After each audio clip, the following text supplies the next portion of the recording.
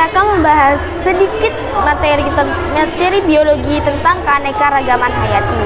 Mari memahami dari tingkat gen, spesies, dan ekosistem. Nah, mungkin sebelumnya kalian bertanya-tanya sih, ini apaan sih materinya yang akan dibahas oleh saya? Nah, jadi urutan materinya itu ada di sini, guys. Yang pertama itu pengenalan, yang kedua membahas apa sih itu keanekaragaman hayati, yang ketiga pentingnya keanekaragaman hayati, yang keempat keanekaragaman hayati tingkat gen, yang kelima keanekaragaman hayati tingkat spesies, yang keenam keanekaragaman hayati tingkat ekosistem. Untuk perkenalannya, mari kita berkenalan dengan keanekaragaman hayati. Jadi keanekaragaman hayati itu mencakup kehidupan di bumi termasuk kekayaan spesies dan keanekaragaman ekosistem. Sekarang kita akan membahas semua itu dan akan memberikan soal terkait materi kita ini. Nah, jadi tujuan dari memberi soal itu, guys, jadi mungkin kalian belum paham dengan apa sih itu keanekaragaman hayati, dan dengan soal kalian bisa memahami hal itu. Nah, pembahasan pertama, kita akan membahas apa sih itu keanekaragaman hayati. Keanekaragaman hayati ialah keragaman bentuk kehidupan bumi termasuk semua jenis tumbuhan, hewan, mikroorganisme, dan ekosistem. Nah, keanekaragaman hayati itu dibagi menjadi 3, yaitu tingkat gen, spesies, dan ekosistem. Nah, ini adalah materi ketiga ya, kalau ketiga agak 4 gitu ya, guys ya. Jadi pentingnya keanekaragaman hayati itu untuk yang pertama, stabilitas dan ketahanan ekosistem. Yang kedua, menyediakan layanan ekosistem. Yang ketiga, menjamin sumber daya yang berkelanjutan. Ini nih, kita masuk ke pembahasan inti, yaitu tingkat genetik. Keanekaragaman tingkat genetik adalah variasi susunan gen dalam suatu spesies makhluk hidup. Keanekaragaman tingkat ini menyebabkan perbedaan sifat dan penampilan individu-individu dalam satu spesies. Jadi yang dimaksud tingkat genetik itu ada satu spesies nih, seperti spesies sapi. Nah, jadi di spesies sapi itu kita menemukan keanekaragaman di sana, seperti ada sapi perah, sapi putih, sapi hitam gitu. Adalah keanekaragaman hayati tingkat spesies. Nah, keanekaragaman tingkat spesies adalah perbedaan sifat dan penampilan antar individu yang berbeda spesies dalam satu famili. Keanekaragaman ini terjadi karena perbedaan struktur dan jumlah gen. Nah, jadi ini tuh ada satu famili ya, guys ya, seperti famili kucing besar. Jadi di situ ada perbedaan antar spesiesnya. Tuh. Tingkat ekosistem ialah variasi jenis-jenis yang ada di suatu ekosistem disebabkan oleh perpaduan unsur biotik dan abiotik.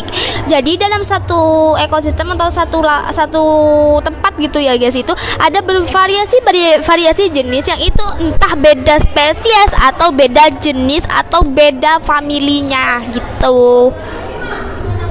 Nah, di sini nih ada kata-kata nih, guys. Protecting biodiversity is critical to maintaining healthy ecosystem and ensuring sustainable development. Let's work together to preserve the rich biodiversity of our planet. Thank you, guys, sudah mendengarkan materi singkat ini. Jadi mungkin tentang contoh-contoh keanekaragaman hayati tingkat gen, spesies, dan ekosistemnya akan dibahas dalam video selanjutnya ini, guys ya, dan soalnya juga akan ditampilkan dalam bentuk PPT. Nah, mungkin untuk para penonton kurang paham gimana sih kok bisa ada spesies, kok ada bisa famili, mereka itu dari apa sih? Mungkin di sini saya akan membahas tentang urutan organisasi yang terjadi di dalam sebuah kehidupan, dan itu akan ditampilkan di dalam video. Oke, guys, ini adalah materi singkat dari saya. Mungkin ini singkat sekali, tapi insya Allah bisa pemahaman pemirsa tentang biodiversity atau keanekaragaman hayati.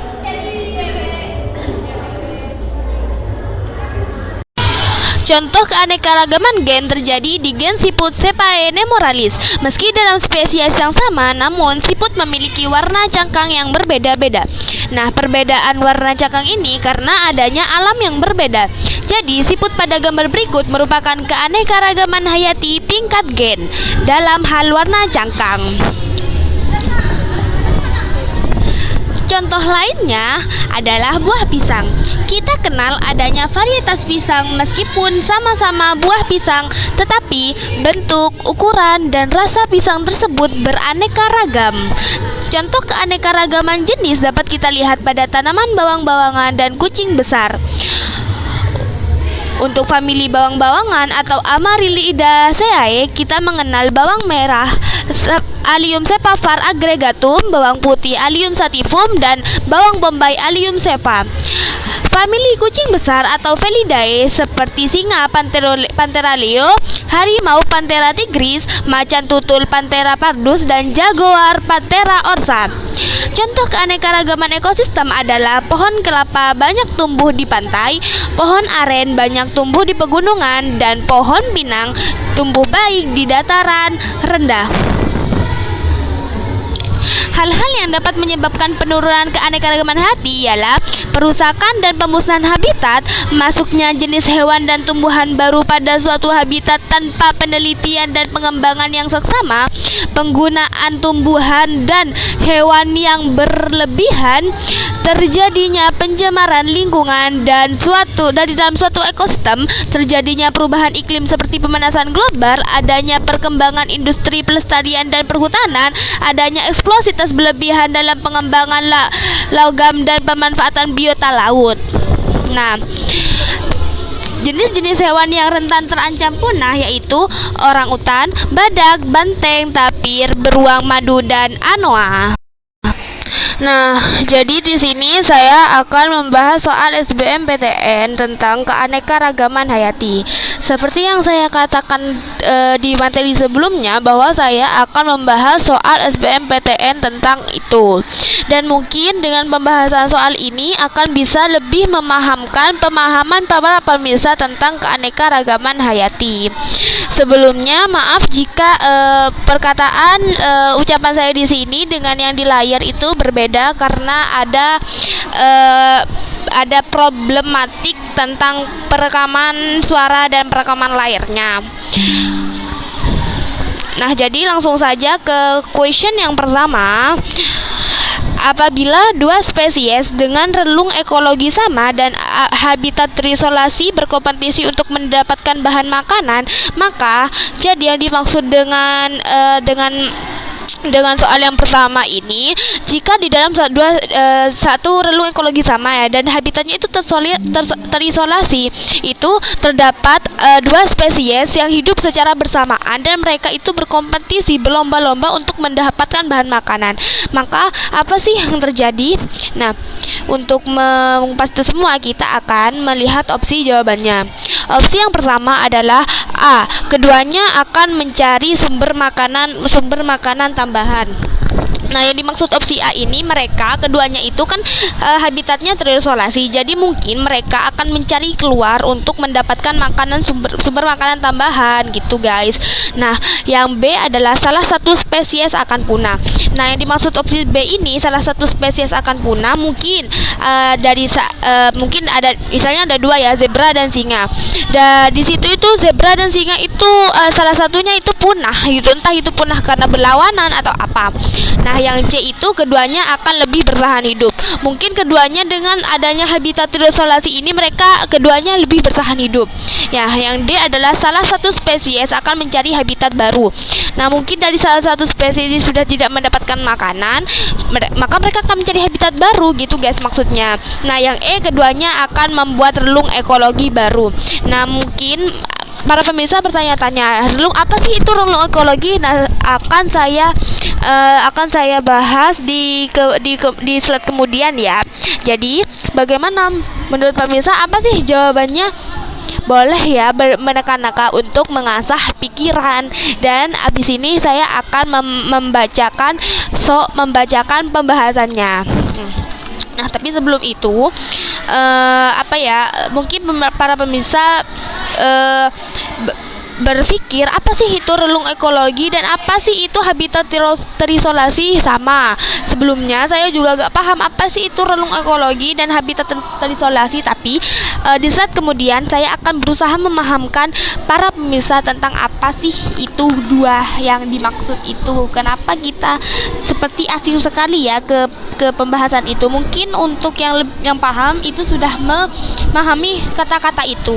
Nah, jadi pembahasannya adalah dua spesies yang memiliki relung ekologi sama berarti memiliki peran yang sama, bahkan bahan makanan yang sama dalam ekosistem, sehingga bila terjadi isolasi terhadap habitatnya maka keduanya akan saling berkompetisi untuk memperoleh bahan makanan. Maka satu spesies akan menang dan spesies yang lain akan kalah dan punah. Jadi jawabannya B. Nah, untuk pembahasannya ini misalnya ada dua spesies yaitu di padang rumput.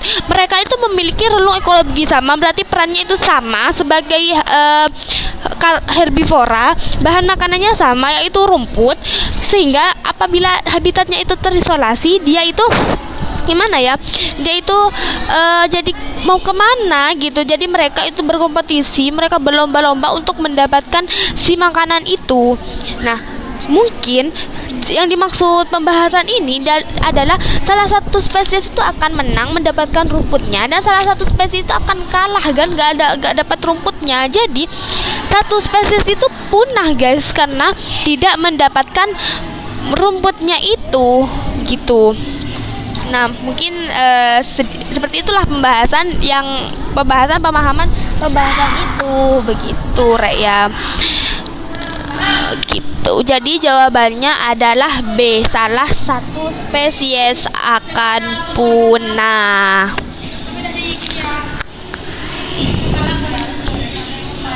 Oke.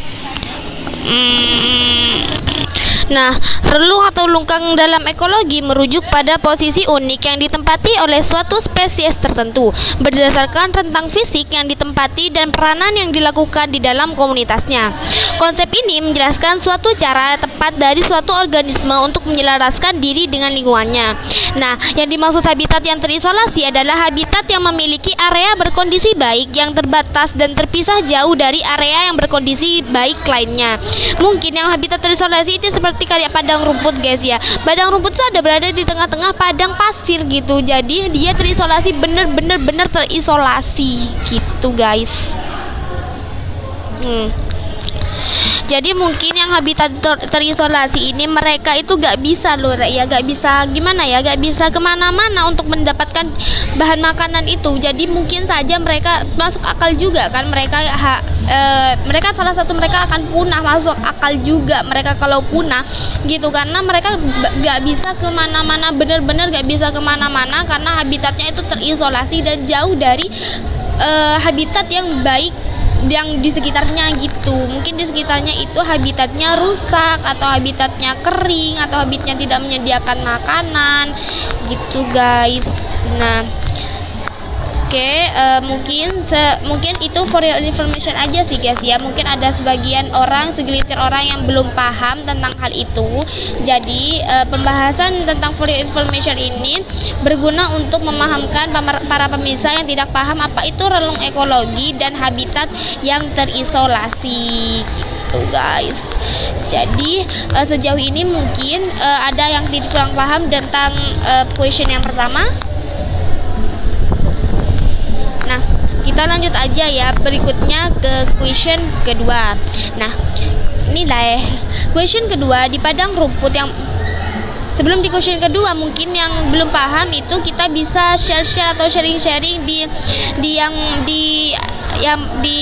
kolom komentar ya guys ya. Gitu, atau buat para teman-teman langsung aja temui aku gitu loh guys ya. Nah, Nah, yang soal yang kedua ini juga tentang keanekaragaman hayati. Nah, di padang rumput yang mengalami kekeringan berkepanjangan hidup sekelompok zebra dan singa. Akibat kekeringan terjadi penurunan produsen. Yang selanjutnya akan terjadi adalah, nah, jadi di padang rumput itu ada sekelompok zebra dan singa, atau yang bisa disebut spesies zebra dan singa. Nah, karena penurunan produsen, nah produsen itu bisa dikatakan dengan bahan makanan mereka berdua ya guys ya, bahan makanan salah satu dari mereka.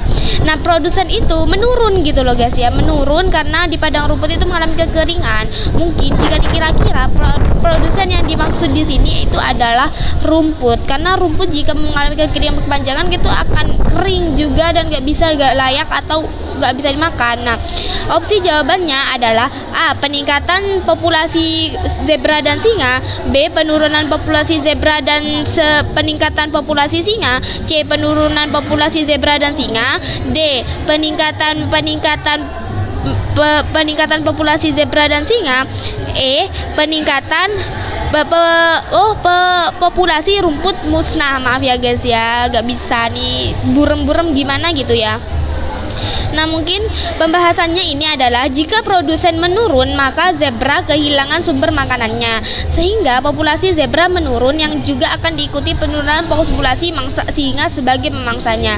Jadi yang dimaksud ini jika produsen tadi yang seperti saya katakan itu adalah rumput ya guys ya. Nah, jadi jawabannya itu B. Sebelum itu jawabannya itu B ya guys ya. Nah, jika produsennya menurun, produsen itu saya bilang tadi adalah produsennya itu rumput. Rumput kan zebra itu makan rumput ya guys ya. Jadi kalau rumputnya menurun, zebra itu kehilangan sumber makanannya, sehingga populasi zebra itu menurun sebab kekurangan makanan atau punah atau apalah itu ya, yang juga akan diikuti penurunan populasi singa. Mengapa? Karena singa kan adalah pemangsa zebra. Singa itu sumber makanannya zebra. Jika zebra punah, maka gimana ya, gak ada yang bisa dimakan oleh singa gitu loh guys ya, karena zebra gak ada, jadi singa itu juga menurun, singa itu punah juga gitu loh guys ya. Nah, for your information, rumput sendiri merupakan produsen yang mana rumput bisa menjadi makanan oleh zebra, sementara zebra adalah hewan herbivora, yaitu pemakan rumput dan zebra dapat memakan beberapa jenis rumput. Nah, untuk singa sendiri, singa termasuk hewan herbivora yang bisa memangsa daging. Singa merupakan pemangsa hewan seperti rusa, zebra, sapi, kambing atau lainnya. Nah, itulah for your information ya guys ya. Mungkin sampai segini aja pembahasan soal kita kali ini.